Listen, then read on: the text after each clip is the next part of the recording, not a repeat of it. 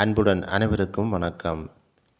இன்றைய சிந்தனை: மகன் திருந்துவான் என்கிற நம்பிக்கை இருக்கும் போதே அவனை கண்டித்து திருத்து, இல்லாவிடில் அவன் கெட்டழிந்து போவதற்கு நீ காரணமாயிருப்பாய். மகன் திருந்துவான் என்கிற நம்பிக்கை இருக்கும் போதே அவனை கண்டித்து திருத்து, இல்லாவிடில் அவன் கெட்டழிந்து போவதற்கு நீ காரணமாயிருப்பாய்.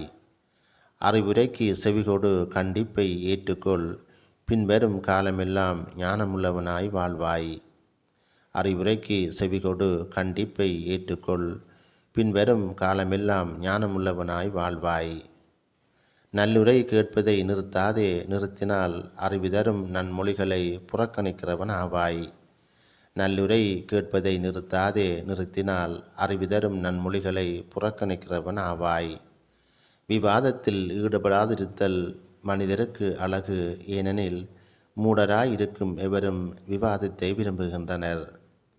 விவாதத்தில் ஈடுபடாதிருத்தல் மனிதருக்கு அழகு, ஏனெனில் மூடராயிருக்கும் எவரும் விவாதத்தை விரும்புகின்றனர். நன்றி, வணக்கம்.